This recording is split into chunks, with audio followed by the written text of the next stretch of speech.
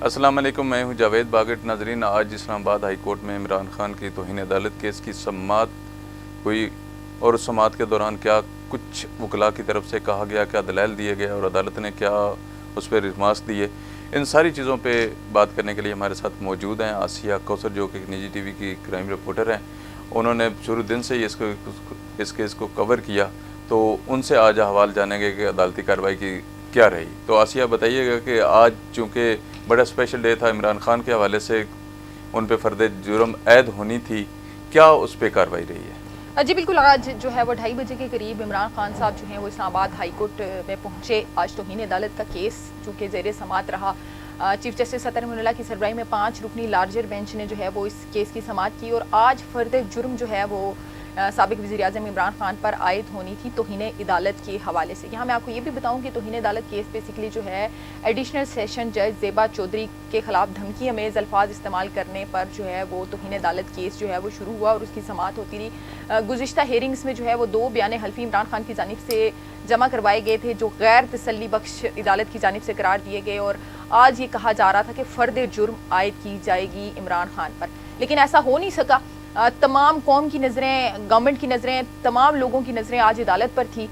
मुमकिन तौर पर लोगों को और कहीं ना कहीं गवर्नमेंट को भी शायद ये लग रहा था कि शायद फ़र्द जुर्म आयद कर ली जाएगी और दूसरी जानिब ये भी एक राय आम थी कि खान साहब माफ़ी नहीं मांगेंगे। लेकिन तो आसिया, मुझे ये बताइएगा कि क्या इमरान खान साहब को रोस्टर पे बुलाया गया या उन्होंने कोई वहाँ पे जाके कोई बात की, या क्या बात की उन्होंने? जी बिल्कुल, आज इमरान खान साहब को जो है वो रोस्टम पर बुलाया गया। इससे कबल जो है वो गुज़िश्ता हेयरिंग पे भी इमरान खान साहब ने रिक्वेस्ट की थी कि उन्हें रोस्टम पर आकर बोलने की इजाज़त दी जाए, लेकिन अदालत की जानिब से इजाज़त नहीं दी गई। लेकिन आज जैसे ही समाअत शुरू हुई तो जजेस की जानिब से ये रिमार्क्स दिए गए कि आज की कार्रवाई जो है वो फ़र्द जुर्म आयद करने के हवाले से की जाएगी, अदालती कार्रवाई जो होगी। लेकिन उसके बाद हामिद खान जो कि इमरान खान के वकील हैं, उन्होंने रिक्वेस्ट की कि खान साहब को जो है वो रोस्टम पर आने की इजाज़त दी जाए, उन्होंने बोलने का मौका दिया जाए। तो उसके बाद अदालत ने जो है वो इमरान खान को बोलने का मौका दिया, तो उन्होंने गैर मशरूत माफ़ी जो है अदालत से मांगी। उन्होंने ये भी कहा कि अगर अदालत कहे तो मैं खातून जज के पास जाकर माफ़ी मांगने के लिए भी तैयार हूँ। तो इस पे आसिया, क्या अदालत के क्या रिमार्क्स थे कि क्योंकि 5 रुकनी बेंच इसकी समाअत कर रहा है जो chief justice Islamabad high court की सरबराही में बना हुआ है, तो अदालत के क्या रिमार्क्स थे इस हवाले से? जब वो इमरान खान साहब रोस्टम पे आए तो उस वक्त क्या आगे? जी बिल्कुल, खान साहब ने आकर चूंकि माफ़ी मांगी, उन्होंने ये यकीन दहानी भी करवाई कि वो खातून जज के पास जाकर माफ़ी मांगने के लिए भी तैयार हैं। उन्होंने अपने अल्फाज पर जो है वो इजहार अफसोस भी किया और उन्होंने ये भी कहा खान साहब ने कि जैसे जैसे केस आगे चला है तो मुझे इस केस की संजीदगी का भी अंदाज़ा हुआ है कि केस किस कदर संजीदा है। तो उसके बाद जजेस ने रिमार्क्स यही दिए कि आपको अपनी गलती का एहसास हो गया तो हम इसको अप्रिशिएट करते हैं। और साथ ही साथ जो है वो तौहीन अदालत के केस में जो आज फ़र्द जुर्म आयद होना था, उसके बाद फ़र्द जुर्म आयद करने की जो कार्रवाई थी वो भी अदालत की जानिब से रोक दी गई। और अब अदालत ने ये अहकामात जारी किए हैं कि अगली हेयरिंग में जो कि 3 अक्टूबर को होनी है, अगली हेयरिंग पर जो है वो नया एक बयान हल्फी जो है वो इमरान खान को जमा करवाना पड़ेगा अदालत में। इससे कबल जो है वो 2 बयान हल्फी मैं आपको बताऊं कि खान साहब की जानिब से अदालत में जमा करवाए गए थे, जिनको अदालत ने गैर तसल्ली बख्श करार दिया गया था। और अब एक दफ़ा फिर से जो है वो अदालत ने मौका फराहम किया इमरान खान को कि वो अगले हेयरिंग में जो है वो नया बयान हल्फी जमा करवाएं। और अब केस जो है वो हमें पलटता हुआ नजर आ रहा है, जैसे कि सबको शायद पहले ये लग रहा था कि खान साहब माफी नहीं ये जो सारी कार्रवाई अदालत की कार्रवाई हुई है, इसमें यकीनन जो इमरान खान साहब हैं उनके वकला ने भी कुछ दलाइल दिए होंगे। तो इमरान खान साहब ने तो रोस्टम पे आकर माफ़ी मांग ली, तो वो तो एक उन्होंने अपना ये बता दिया कि वो ये सारा कुछ नहीं करना चाहते थे, ये किस तरह उनके साथ हुआ। तो उनके वकला की तरफ से जो दलाइल सामने आए वो क्या थे? समाअत शुरू हुई तो वकील हामिद खान जो है वो अदालत के रूबरू पेश हुए, अदालती मावनीन जो थे वो भी अदालत में मौजूद रहे और पेश हुए, अदालत के रूबरू वो भी पेश हुए। तो वकील हामिद खान की जानिब से जो है वो रिक्वेस्ट की गई थी कि खान साहब को जो है वो आकर रोस्टम पर कुछ बात करना चाहते हैं, जिसके बाद अदालत ने जो है वो इमरान खान को रोस्टम पर आने की इजाज़त दी और उन्होंने आकर रोस्टम पर बात की। उसके बाद वकला के जो दलाइल थे वो आज नहीं हो सके। बड़ी मुख्तसर कार्रवाई अगर हम बात करें तो ओवरऑल आज बड़ी मुख्तसर सी कार्रवाई जो है वो अदालती कार्रवाई रही, जिसमें जो है वो एक तो फ़र्द जुर्म आयद नहीं किया गया, फ़र्द जुर्म आयद करने की कार्रवाई रोक दी गई। दूसरा जो अहम फैसला था वो ये था कि अब नेक्स्ट हेयरिंग में जो है वो नया बयान हल्फी जमा करवाने की हिदायत जो है वो इमरान खान को जारी की गई है, अहकामात जारी किए गए हैं। 3 अक्टूबर को अब जो है वो फिर से हेयरिंग होनी है और उसमें इमरान खान जो है वो नया बयान हल्फी जमा करवाएंगे। अदालती جو ججز کی جانب سے ریمارکس تھے وہ بھی سب سے جو ہے وہ امپورٹنٹ چیز تھی کہ کیا ریمارکس ججز کی جانب سے دیے گئے. تو ججز کی جانب سے یہ ریمارکس دیے گئے کہ اگر آپ کو اپنی غلطی کا احساس ہے تو ہم اس کو اپریشیٹ کرتے ہیں.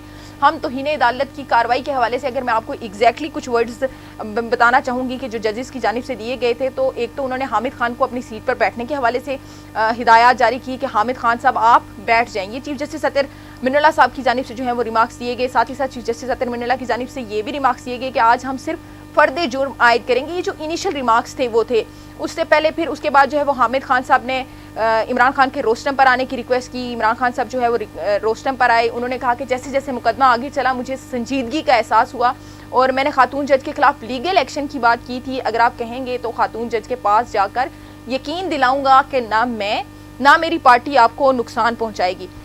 چیف جسٹس کی جانب سے جو باقر صاحب جو چیف جسٹس کی جانب سے ریمارکس دیے گئے میں وہ بھی ڈسکس کرنا چاہوں گی کہ ان کی جانب سے کہا گیا کہ ہمارے لیے توہین عدالت کارروائی کرنا مناسب نہیں ہوتا. ساتھ ہی ساتھ انہوں نے یہ بھی کہا کہ ہم چارج فریم نہیں کر رہے, اور اس کے بعد جو ہے وہ عمران خان کے خلاف فرد جرم کی جو کارروائی تھی وہ روک دی گئی. اور چیف جسٹس نے یہ بھی کہا کہ اگر آپ کو غلطی کا احساس ہو گیا ہے تو عدالت اس کو سراہتی ہے.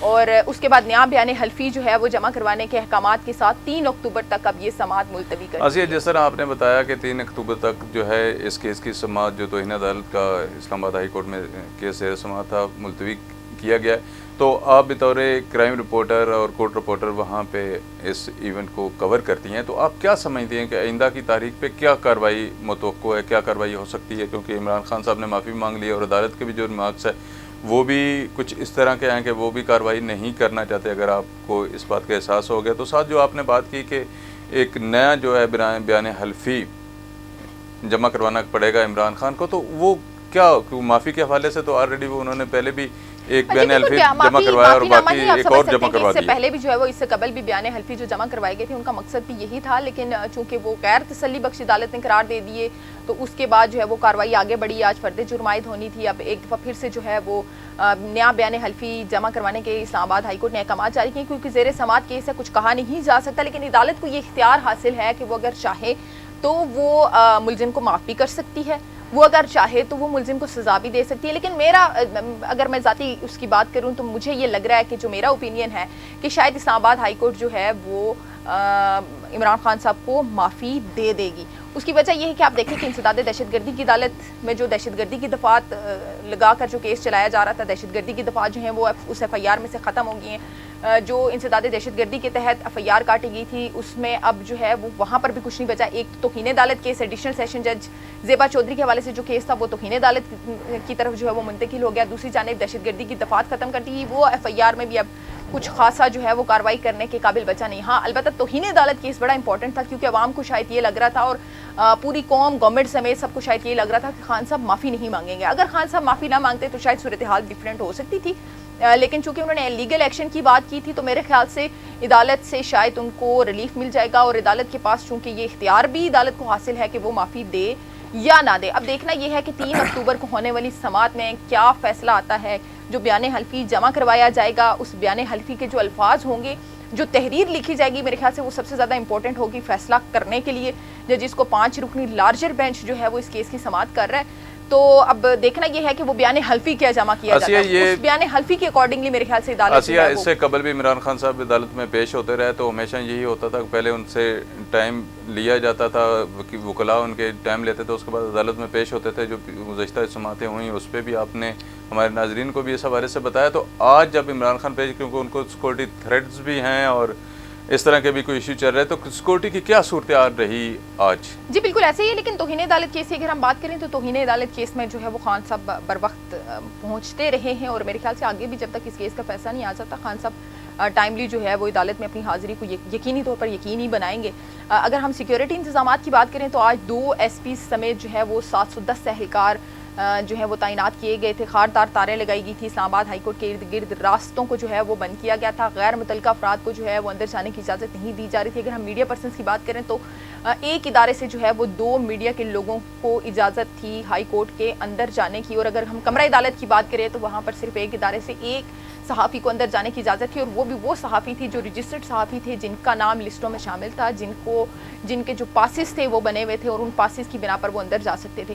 दूसरी जानिब अगर हम सिक्योरिटी इंतजाम की बात करें तो मुख्तलिफ इर्द गिर्द की जो अमारात थी उनके रूफ टॉप पर जो है वो स्नाइपर्स तैनात किए गए थे, साथ ही साथ आंसू गैस शेल जो है उनका भी इंतज़ाम किया गया था, बख्तरबंद गाड़ियाँ जो थी उनके भी इंतजामात मौजूद थे और सिक्योरिटी डिवीज़न को जो है वो आज की सिक्योरिटी सौंपी गई थी और मेरे ख्याल से बड़े एहसन इक़दाम जो हैं वो इस्लामाबाद पुलिस की जानिब से इस मौका पर किए गए। नो डाउट कि जनरल पब्लिक को मसाइल का सामना करना पड़ता है, बाज़ दफ़ा हम सहाफ़ियों को भी मसाइल का सामना करना पड़ता है, लेकिन जो इस वक्त सिक्योरिटी के इंतज़ाम थे वो सख्त तरीन सिक्योरिटी के इंतज़ाम किए गए थे और हर मुमकिन कोशिश ये की गई थी कि किसी भी नाहगानी सूरत हाल से बचा जा सके। 3 अक्टूबर को होने वाली इमरान खान की इसी केस के हवाले से समाअत का हवाल भी हम आपसे ज़रूर शेयर करेंगे। इन तमाम सूरत हाल को बगौर देखने के बाद आपको जो रिपोर्ट किया जाता है वो हक़ीक़त पे मबनी सारी चीज़ें आपसे शेयर हम करते हैं, क्योंकि आसिया कौसर वहाँ पे मौजूद होती हैं और वो हमेशा पहले की तरह हमें ज़रूर टाइम देती हैं ताकि हम आप तक ये तमाम इन्फॉर्मेशन जो है पहुँचा सकें। तो नाज़रीन, आप इन तमाम इन्फॉर्मेशन से बाखबर रहने के लिए और इनको जानने के लिए आप हमारा चैनल ज़रूर सब्सक्राइब कीजिएगा। आपका बहुत शुक्रिया।